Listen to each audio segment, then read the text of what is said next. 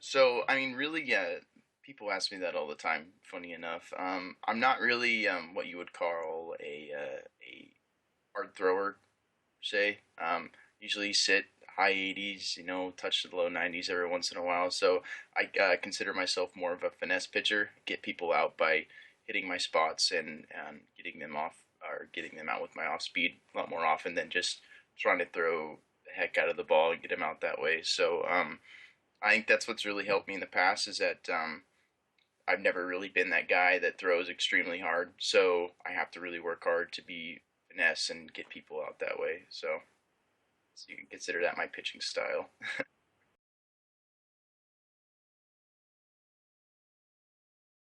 I mean, honestly, since I went to a Division III college, so I guess you could consider that kind of the lower rung of the divisions in NCAA sports. What really helped me is as soon as I stepped in, my head coach Jeff Loomis at Pacific Lutheran University actually played professional baseball, and as soon as the draft came around and I got drafted, he said, "Hey, be ready to work. Like, this isn't going to be the same type of baseball."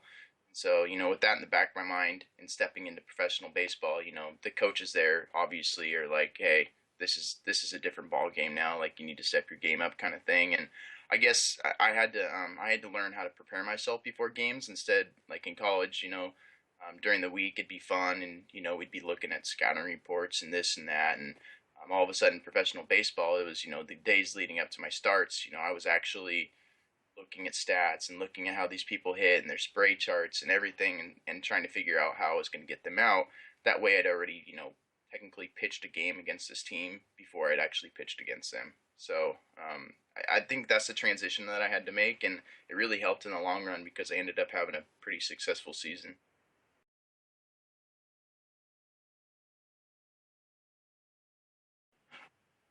Well, thankfully, it was just they called it a stress reaction. So basically, the bone wasn't broken, but it was about to break on the back of my elbow. So, it wasn't anything too serious.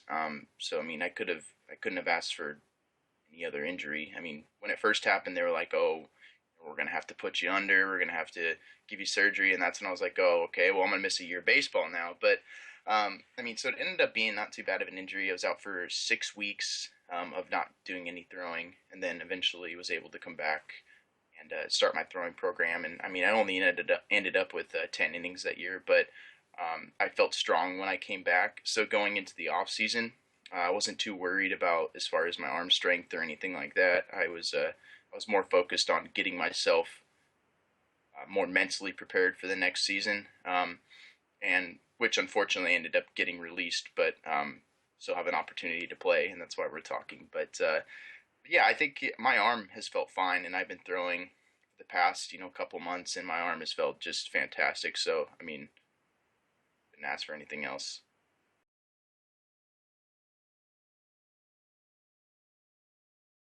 Um, well, I guess you could say so. I kind of tried to develop my own workout program, I guess. So I've taken bits and pieces from different programs that I've been with and what I like, and so I started my throwing a little sooner. I took a month and a half of no throwing because I was injured, so I let my arm rest a little bit, and then I got right back into it. So that was the middle of October. I started throwing, and so I've been throwing since then, and I've been working out 4 times a week, and so I feel like I'm in really good shape at this point.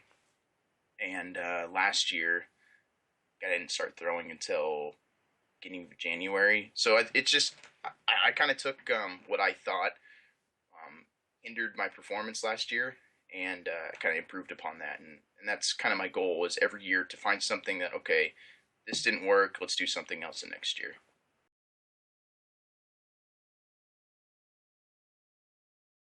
I thought that was pretty cool, honestly. I didn't really know going into it. Because some guys, especially the guys that are going to be the top picks, they usually know like, okay, this is about what round I'm going to go in. And going into the draft, everybody I talked to was like, just be ready by your phones. I'm like, okay. So when I ended up getting picked, I actually hadn't heard from the Rays in the past few weeks, the weeks leading up to the draft. I hadn't heard from them, but I had talked to a few teams leading up to that pick. and just saw my name pop up on the screen, and I mean that was a really cool moment. And I mean I had no idea that I was the first Division 3 player until the article was released. But yeah, I thought that was pretty neat. It's I don't really try and dwell upon like little things like that, but it is pretty cool to look back and be like, oh, all right, cool.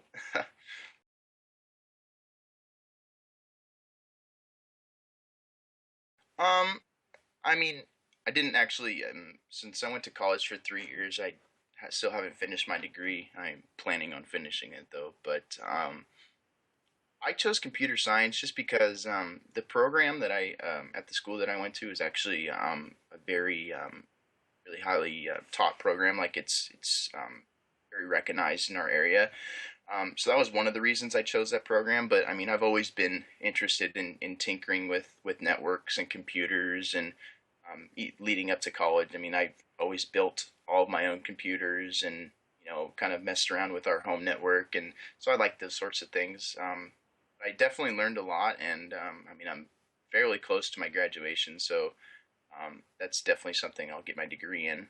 Whether or not I actually pursue a a job or a career in that field is kind of up in the air, because I mean, I can't really see myself being at a computer all day and away from baseball. So yeah, I do like it though.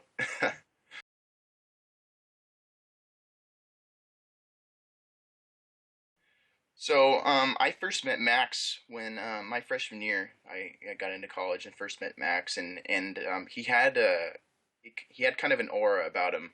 Um, and whenever Max entered the room, it was just kind of like, oh, like it's Max. Like everybody kind of was at attention, and there's Max, and he's a great guy. I mean, there's never anything bad said about him. Just a great guy. And then it was right before my freshman season when and the news came out that they had cancer, and so I never got to play with him our first year at college, and we were all there through the process and helping him along. And there's a picture of us somewhere. We all shaved our heads like completely bald, and took a big picture because he was going through chemo and all that stuff. But it was definitely inspiring to watch his process going through it. And he was, I mean, even during his chemo, he was outside playing catch. Like he'd come up and he'd play catch and then go back down home and go through his chemo. And I mean, he was never resting at all. And it was cool to see him that summer.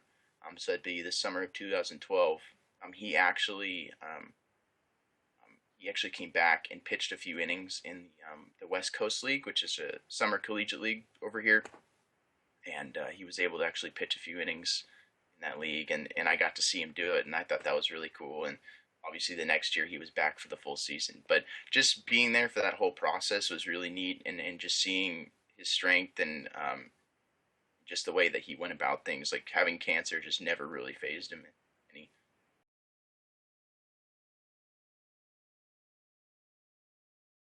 See, I'm lucky enough that my job, I actually work at a baseball facility. So it's called Big League Edge in Kent, Washington.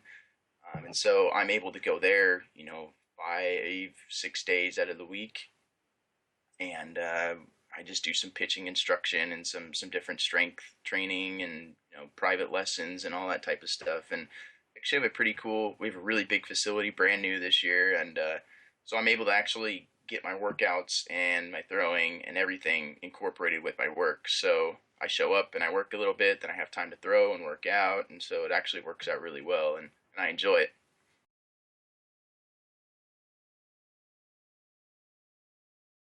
Well, fans can expect from me that I'm just going to show up to the ballpark and I'm just going to work my butt off every day.